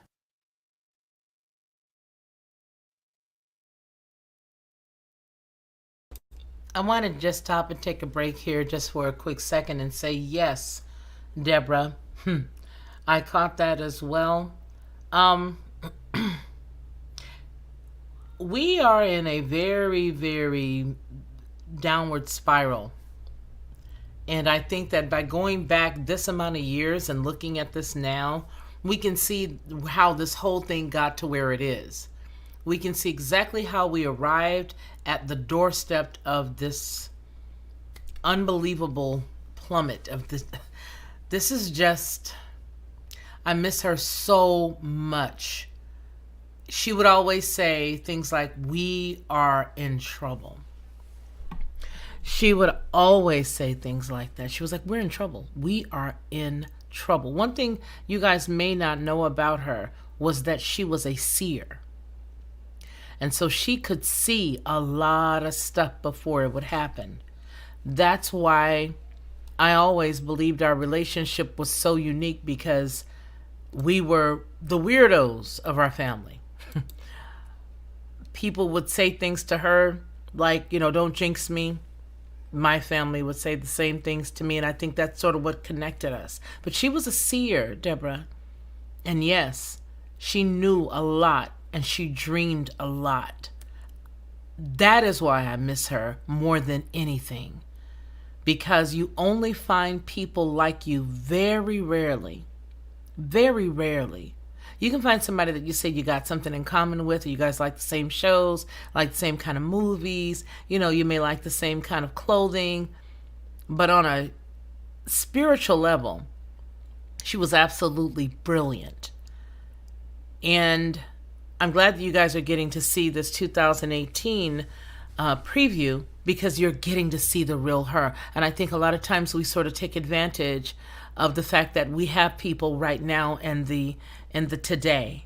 You know what I mean? I think we sort of take it for granted that we've got this person in the right now today. But when you look back at letters that they've written, stories or poems, or even videos like this right here, you get to see what a jewel that, our Father allowed us to have.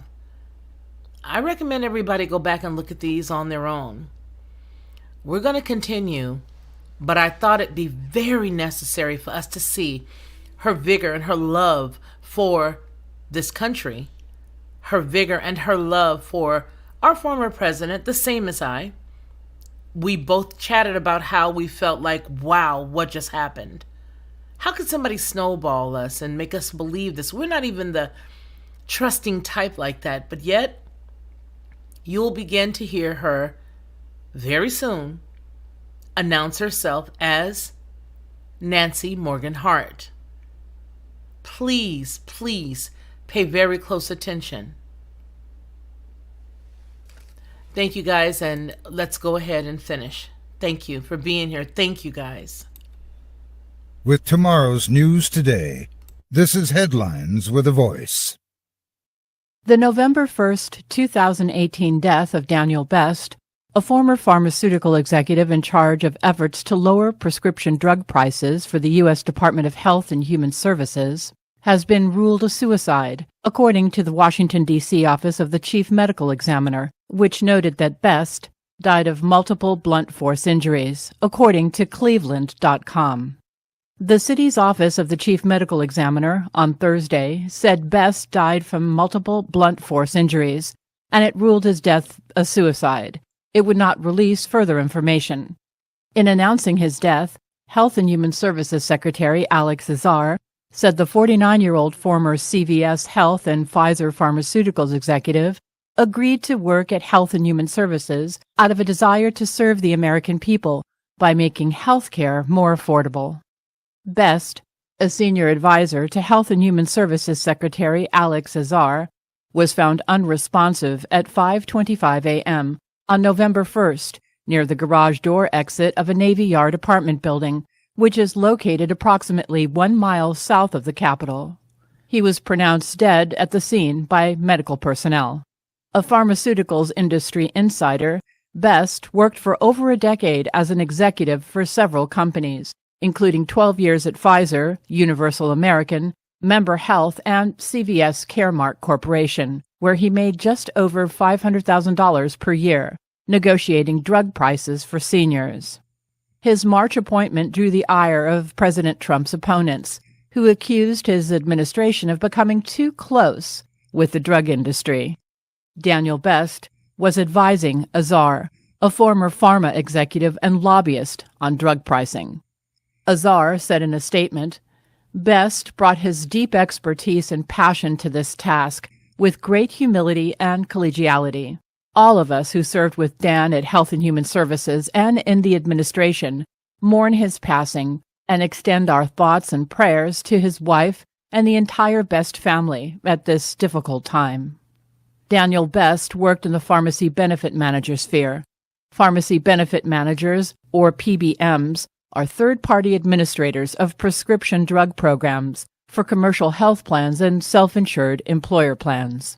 As of 2018, PBMs have become industrial behemoths in the U.S. health sector. Earlier this year, in May, Stat reported that Daniel Best was a seasoned negotiator. However, questions remained on A, whether he'd advocate for his former colleagues in the PBM world, or B, in the words of a lobbyist, show the public where the bodies are buried. Narrator's note: The D.C. chief medical examiner's ridiculous cause of death ruling that Best basically beat himself to death indicates that the deceased chose B. Best grew up in Erie, Pennsylvania, and is survived by his wife and 3 children.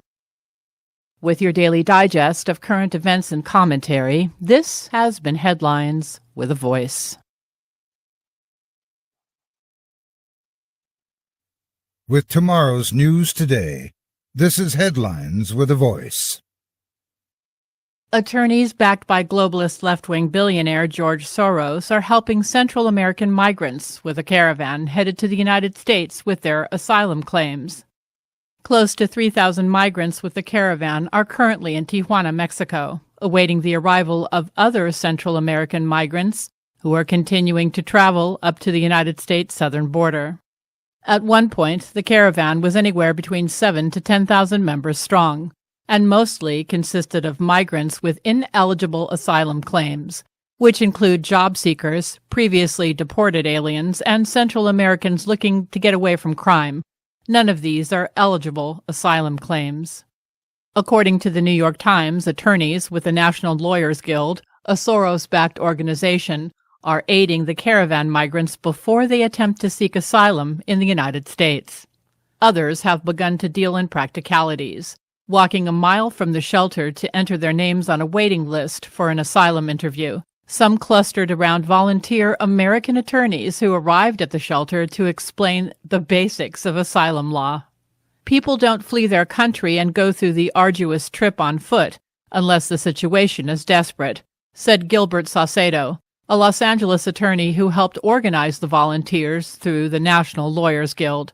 I have talked to maybe 100 people today, he said on Saturday, and maybe 70% had credible cases on the surface. Yet many lack the documents they need to provide evidence.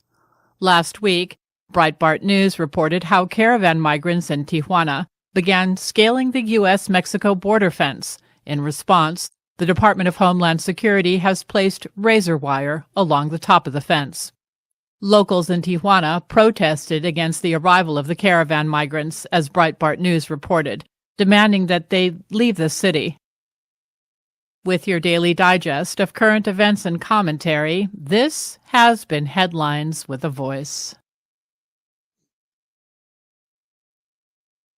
The year that is drawing to its close has been filled with the blessings of fruitful fields and healthful skies. To these bounties, which are so constantly enjoyed that we're prone to forget the source from which they come, others have been added, which are of so extraordinary a nature that they cannot fail to penetrate and soften even the heart which is habitually insensible to the ever-watchful providence of Almighty God. In the midst of a civil conflict of unequaled magnitude and severity, which has sometimes seemed to foreign states to invite and to provoke their aggression, peace has been preserved with all nations, order has been maintained, the laws have been respected and obeyed, and harmony has prevailed everywhere, except in the theater of military conflict, while that theater has been greatly contracted by the advancing armies and navies of the Union. Needful diversions of wealth and of strength from the fields of peaceful industry to the national defense have not arrested the plow, the shuttle, or the ship. The axe had enlarged the borders of our settlements, and the mines, as well of ore and coal as of the precious metals, have yielded even more abundantly than heretofore. Population has steadily increased, notwithstanding the waste that has been made in the camp, the siege and the battlefield, and the country, rejoicing in the consciousness of augmented strength and vigor, is permitted to expect continuance of years with large increase of freedom. No human counsel hath devised, nor hath any mortal hand worked out these great things. They are the gracious gifts of the Most High God, who, while dealing with us in anger for our sins, hath nevertheless remembered mercy. It has seemed to me fit and proper that they should be solemnly, reverently, and gratefully acknowledged as with one heart and voice by the whole American people. I do therefore invite my fellow citizens in every part of the United States, and also those who are at sea and those who are sojourning in foreign lands, to set apart and observe the last Thursday of November next as a day of thanksgiving and praise to our beneficent Father who dwelleth in the heavens. And I recommend to them that while offering up the ascriptions justly due to him for such singular deliverances and blessings, they do also, with humble penitence for our national perverseness and disobedience, commend to his tender care all those who have become widows, orphans, mourners, or sufferers in the lamentable civil strife in which we are unavoidably engaged, and fervently implore the interposition of the Almighty hand to heal the wounds of the nation and to restore it as soon as may be consistent with the divine purposes to the full enjoyment of peace, harmony, tranquility, and union. In testimony whereof, I have hereunto set my hand and caused the seal of the United States to be affixed, done at the city of Washington, this 3rd day of October, in the year of our Lord, 1863, and of the independence of the United States, the 88th. Abraham Lincoln.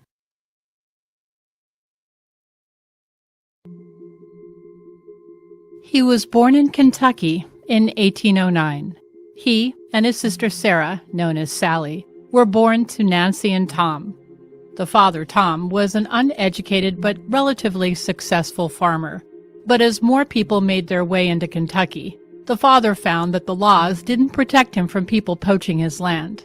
He became angry, frustrated, and soon moved his young family to Perry County, Indiana. The area that the family called their new home was largely unsettled, an average of 3 people per square mile, and the land was terribly overgrown and difficult to farm. The boy, years later, described life in this area, known as Little Pigeon Creek, as a fight with trees and logs and grubs. While the family worked the land tirelessly, the father had to rely on hunting to feed his family. He eventually built a primitive 1-room cabin for the family with a dirt floor and little furniture. The family slept on corn husk beds that were infested with bugs and visited by rodents. Their mother, Nancy, was very religious and taught the children about the Bible, and she believed in the importance of an education. But schools were uncommon in these lightly populated areas. When the boy was about 7, a school opened 9 miles away, and the mother insisted to her husband that the children be allowed to attend. At best, the walk to school would have taken the children 2.5 to 3 hours each way, so it was a major commitment. The school didn't last long. However, the importance of an education was impressed upon the young boy's mind. When he was 9 years old, in 1818, his mother became very ill with milk sickness and died, leaving the 2 children in the sole care of their father. The father was soon overwhelmed by the need to hunt daily and still try to cultivate the land so that they could grow food. It's been reported that he was a tough man, and he was known to knock his son down in anger at times. Whether he would have been viewed as abusive or whether he was a man of his day is debated by experts. The boy and the girl were heartbroken at losing their mother, and the house was a mess without the mother to bring it to order. The father realized that he needed help, so he left his 9-year-old son and 11-year-old daughter alone in the cabin while he returned to Kentucky to find a new wife. The children had little to eat other than dried berries that had been stored away by their mother. A neighbor who stopped by reported that the children were terribly skinny, filthy, and that the house was in terrible condition. The boy and his sister were left alone for half a year. They must have been certain that they'd been abandoned. But 6 months later, the father pulled up in a horse-drawn wagon with a new wife and her 3 children. The boy was said to have run to his new mother, who he had never met, and immediately bury his face in her skirts. His blind faith in his new mother, Sarah, was well placed. She was a loving person whose first order of business was convincing her new husband to make household improvements, including building a wooden floor and providing them with a wooden door and a real window. She was even-handed in her treatment of the boy, his sister, and her own 3 children. Though she had never learned to read, she had heard from her husband about the boy's efforts to read, and so she brought with her 6 books. Among them were Pilgrim's Progress, Parson Weems' Life of Washington, and Aesop's Fables. Though the family had little money for paper, pencils, or books, the boy's new mother did what she could to get a few things so he could read and write. Another opportunity for the children to attend school occurred after Sarah arrived, and she, too, saw the importance of it. The school was only a mile away, but it lasted for just 3 months. The boy grew into a tall and strong young man, and as was customary in that day, a son under legal age was obligated to give any and all earnings to his father. And so, his father hired the young man out to neighbors and area business people, and the father was given all monies that the young man earned. Finally, when he reached the age of 22, he packed his few belongings and moved to New Salem, Illinois. While it's clear that he loved the women who raised him, there is no doubt that there was little love for his father. Reporters frequently sought information about his family background, but he rarely spoke about it and never mentioned his father at all. When his father died in 1851, Abraham Lincoln did not attend his funeral.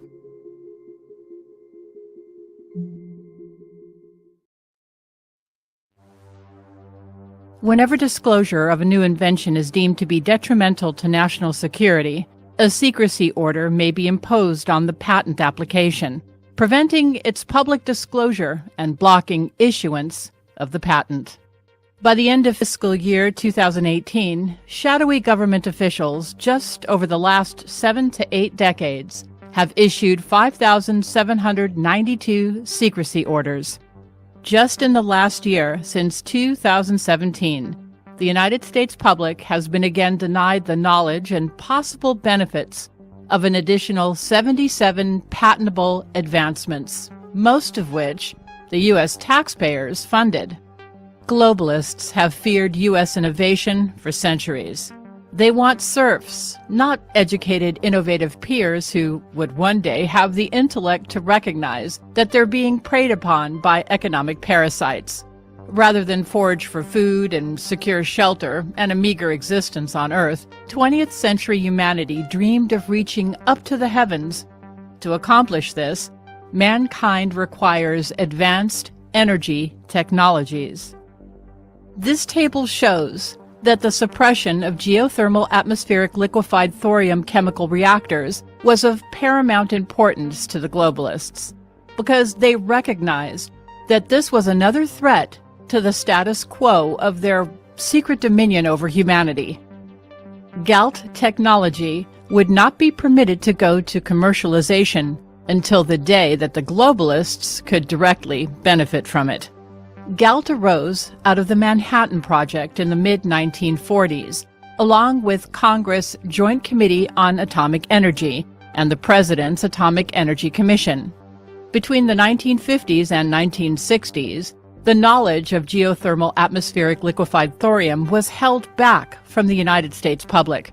Recognized as such a breakthrough in energy development, it would remain temporarily a national security secret to keep the Soviet Union from benefiting from it. In the early 1960s, with the inventor of GALT as President Kennedy's scientific advisor, thorium and space exploration were being championed as America's promising future. But that all changed on November 22, 1963. It took another decade for the globalists to secure enough clout in both the Congress and the U.S. presidency to order the demolition of the Joint Committee on Atomic Energy, the Atomic Energy Commission, and the erasure of the Galt technology. Similar to Tesla's wireless electricity from the early 1900s, Galt would be secretly entombed. All evidence of its existence is pretty much erased from history. By bait and switch and treasonous congressional legislation, thorium fuels were prohibited from further consideration, and the United States public was hoodwinked again. You see, the globalists would only permit inferior nuclear fuels under dangerous pressurized light water reactors to compete against their fossil fuel monopolies. Why? Because without access to the geothermal atmospheric liquefied thorium technology, they knew that the nuclear industry would eventually self-implode and no longer be a threat to their petroleum monopoly. As soon as the first nuclear accident occurred, nuclear power would be hated and vilified, and the world's addiction to oil would resume for at least another century. But thanks to the Freedom of Information Act, in 1982, Daniel Ford published the book titled The Cult of the Atom.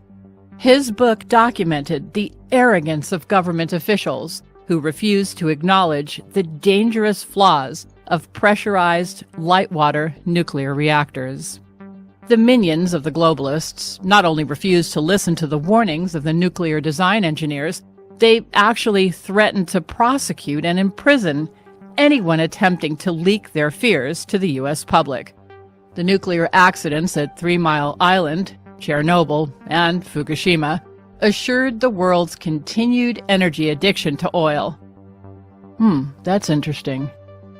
Galt was so well hidden from the author, Daniel Ford, that he never even came across the term thorium to reference it in his book.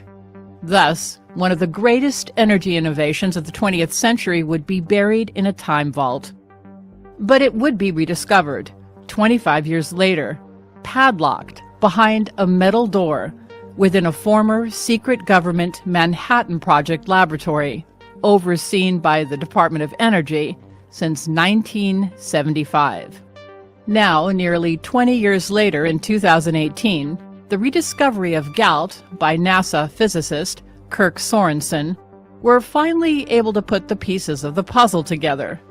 Like a suspenseful mystery novel, we have bribery, sex, blackmail, the assassination and expulsion of powerful government officials, including 20th century presidents, and the betrayal of our great nation.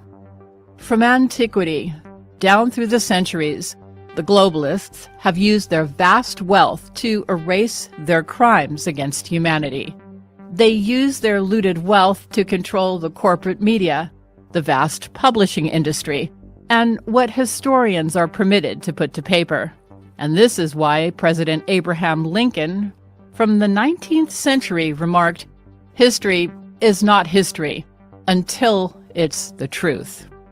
Nikola Tesla, Dr. Jose Rizal, and Charles Schinigy were mighty foes of the globalists in the 19th century. Bribed historians and publishing firms have been attempting to write them out of U.S. and world history ever since. Look at these images. They're from photographs, classified photographs taken at Oak Ridge National Laboratories in the late 1960s. A Galt chemical reactor had successfully broken the 6,000 continuous hour of operation test, and it was ready to be commercialized by the early 1970s. Like Tesla's technologies a century earlier, Galt would have ended the world's addiction to oil and set humanity on a new path of growth and exploration. Foreign state globalists understood the only way to successfully eliminate any future threat involving thorium was by stealthily expanding their active action against the American people and the Constitution. For challenging their authority, in 1963 and 1974, the globalists removed 2 United States presidents. Since the 1940s, the globalists have dictated their minions to expend $25 trillion of United States resources on military actions around the world, while transitioning government treasuries from a gold-based currency to a worthless fiat system. If the Galt chemical reactors had gone to commercialization in the early 1970s, humanity would have had unlimited, inexpensive, clean, and safe energy for the balance of our stay on this planet. To the detriment of civilization, the globalists, who stealthily control Congress through lobbying dollars, deemed Galt a national security threat. Galt must be suppressed, they said, and the nuclear industry had to be imploded with inferior and more expensive processes. Why? To permit the world's addiction to the globalists' oil monopolies to continue. All this was finalized in the blink of an eye. Unbeknownst to the U.S. public, we had been pummeled back to the petroleum age, all under the pretense of national security. In 1973, globalists ordered the firing of Galt's inventor and the disbanding of hundreds of engineers under him. The globalists would indirectly oversee the dismantlement of the national government laboratory that the Galt director had famously led for decades. To cover up this treason, in 1974, these same globalists had to proceed with the abolishment of 2 U.S. government agencies created originally in 1946. These were the Joint Committee on Atomic Energy and the Executive Atomic Energy Committee. They also had their minions pass 1974 legislation to prohibit any further Galt research. The congressional minions who directed all this mayhem and sabotaged America's future greatness were then ordered to resign from Congress by December 31st, 1974. A sanitized Department of Energy arose in early 1975 to cover up the successful sabotage of United States energy innovation. Why hadn't U.S. citizens learned of this crime committed against our nation until now? Because our corporate-controlled media has been the propaganda tool of the globalists since forever. The media's role is to distract, not illuminate. Galt is just one of over 5,000 tragic stories. As you may be aware, the American intelligence media has also published articles concerning global environmental energy technology and other energy technology threats to the oil cartels owned by the globalists. See, they'll only permit non-competitive technologies such as wind and solar, which must be subsidized by the taxpayer. If the John Doe inventor of global environmental energy technology had not purposefully lied and grossly underestimated his invention's energy efficiency back in the 1980s, it too would have been another victim of those secrecy orders. As it was, the inventor was imprisoned, tortured, and eventually died before his time because of his refusal to sell away his patent to the globalists. Based on the Galt history alone, I would rewrite the secrecy order to be defined as follows. Whenever disclosure of a new invention is deemed to be detrimental to globalist corporate monopolies and deep state agendas, a secrecy order will be imposed on the patent application, preventing its public disclosure and blocking issuance of the patent until such time the inventor has either been bought off, blackmailed, imprisoned, or suicided. Globalists will thereafter be permitted to continue the exploitation of their present monopoly until such time that that monopoly's value has been fully depleted. And thereafter, 40 to 50 years hence, the globalists will anoint one of their direct descendants as the inventor of the next monopoly that they previously suppressed from the past as their next wealth generator. Under President Donald Trump and websites like the American intelligence media, the U.S. public is waking up to this deception.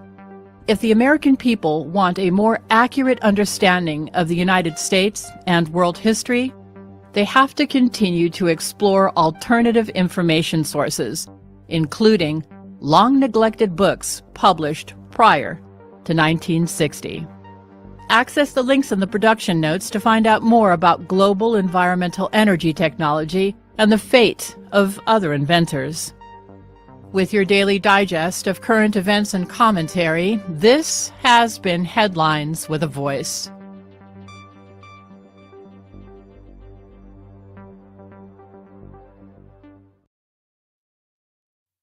With tomorrow's news today, this is Headlines with a Voice. Dumping the Honduran flags, a group of about 150 caravan migrants apparently did a test run for a border surge, swarming the police at a border bridge in Tijuana with white flags of peace and paying no attention to warnings that this isn't the way that you're going to get asylum into the United States. According to the San Diego Union Tribune, asking for more humane conditions in the overflowing Benito Juarez shelter and trying to present themselves to the United States immigration authorities for asylum, the group carried white flags as they marched from the migrant camp to the foot of the U.S. pedestrian bridge, a distance of about 5 city blocks. The migrants have been camped out in muddy and cramped conditions at an open-air sports arena turned into a makeshift shelter. They said that they awoke Thanksgiving Day hungry as rain worsened the already unsanitary conditions in the packed shelter. "There are sick children here and we're cold and hungry," said Carlos Lopez, a Honduran who was leading the group. Lopez added that it was inappropriate to shelter the women and children outside. "The whole world is watching what is happening here," he said. The Union Tribune photo shows the migrants shoving a Mexican, rather than a white flag, in front of the Tijuana cops. It's obviously a bid to gain the goodwill of the Mexicans for the cameras, which is in really short supply, as they've made their presence known in the city. To date, 60 caravanners have been arrested for crimes against the local Mexicans, and they've been hauled off to the Tijuana jail. But we can probably take the Union Tribune's word for it when they say that they were also waving white flags. What we're witnessing here, folks, is a shift in tactics. The white flag routine is a bid to gain more sympathy for the open borders agenda of Pueblos Sin Fronteras, which, together with everyone's favorite creator of havoc and destabilizer of nations, George Soros, is behind this project. It proves, again, that the Caravan is a political project, not a humanitarian one, and the agenda remains to pry the border open and keep it that way. But now, instead of posing as an invading, screaming army, waving the flags of the country that they're supposedly desperate not to be shipped back to, they're waving white flags of peace. You know, white flags of surrender. It's a page from the tactics of the ladies in white in totalitarian Cuba, or the democracy protesters marching in white in Venezuela. They've shifted to legal and public relations tactics. They're focusing less on moms with kids that have sob stories, which didn't work, and now they're focusing on white flags of surrender. That's despite the tattoos on their arms and the rap sheets behind them. As the Union Tribune noted in the case of one migrant participating in the white flag routine. Mira, they're sweet little daisies now, not a hostile invasion. Pay no attention to these leopards changing their spots. We're supposed to buy into this, same as we were supposed to buy into their earlier tactic of being a conquering army and their entry as inevitable. What's more, they keep giving away their game about coming here only to work. Their demands to Mexican law enforcement proves that it's really all about the benefit packages. So why do I say that? Well, let's start with the demands that they made. They demanded housing at no cost to themselves from the Mexicans. Seriously, do you ever travel to a foreign country with no money and then expect to be housed by the foreigners for free? Well, apparently they do. Note that entitlement mentality. They show up at a border with no money, expecting to get free housing, and then they complain about having to sleep under bleachers instead, and, worse still, having to eat Mexican food, like beans and tortillas, which are a form of food that is fit only for pigs, as one Honduran charmer told the cameras earlier. Note also that if they didn't get all that free housing that they expected, then Mexico would be the bad guy because, well, the world is watching. Oh, shame, shame. That'll shake out what they want from the folks in Tijuana. Even though, as Mexicans told the press, they have a heck of a lot of poor local people residing right now in their country, including in Tijuana. I've been to one of those places, a place where people live in tin shacks and cardboard boxes and visit Playas de Tijuana once a year. That's their big vacation day. And they go there without bathing suits or carrying a picnic basket because, well, they can't afford any. I've been to that beach. And now these foreigners march in and demand free housing. Mexicans can only shake their heads at that one. It's obvious that these people were never poor back in Honduras. Look at their expensive clothes and their inflated expectations.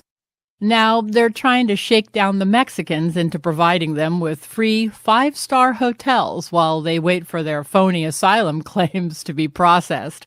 This latest tactic is so obvious it's laughable. So now all of a sudden they're sweet and helpless and innocent, waving the white flag of surrender. Give me a break. Trying to shame our troops at the border. It's another scam. The mainstream media, they'll eat it up. They'll fall for it. The rest of us, not so much. With your daily digest of current events and commentary, this has been Headlines with a Voice. Well, I want to thank everybody for tuning in with us this evening. I want to let you guys know that the last one that we ended with was Migrants Make Border Surge Test Run. And what I'd like for you guys to do, if you can, we can pick up from here, possibly tomorrow evening or the next night. But it would, there are several. This particular playlist has over 40 videos in it. As you can see, she's not headlines. She's Headlines with a Voice here, but you will not see Nancy Morgan Hart for a moment.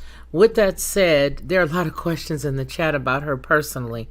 She was a very private person, and we knew each other for years, and there's just some things that, I don't think that that you'll really be able to glean.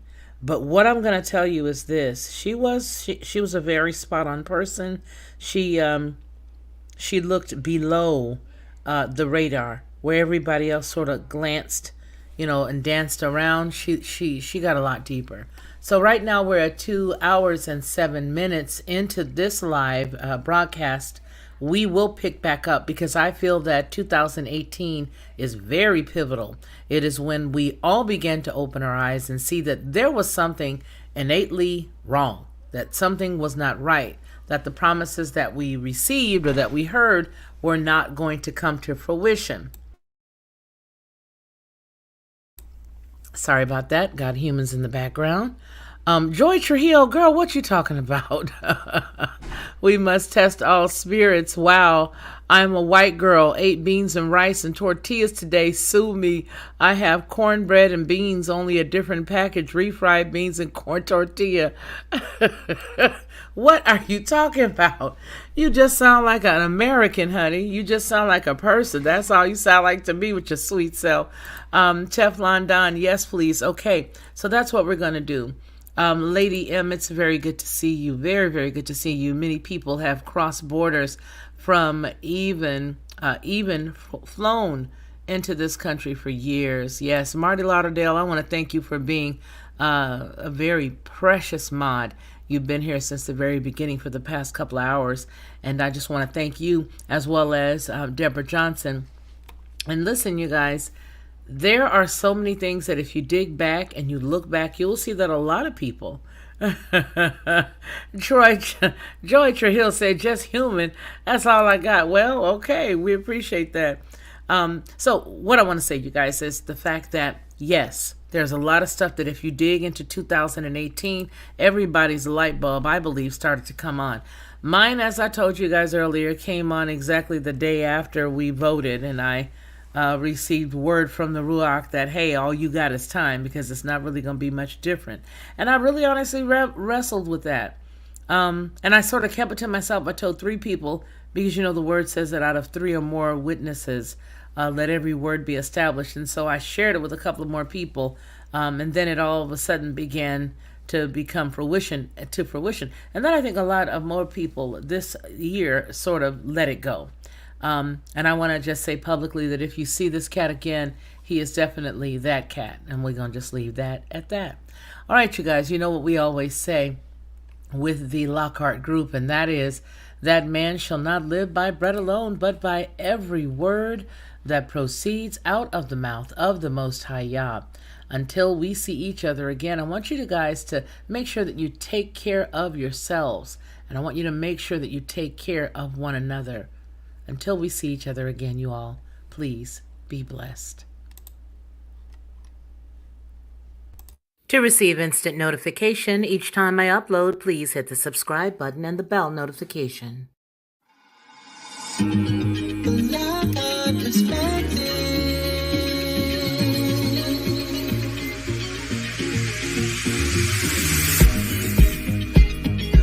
Helping you along the way,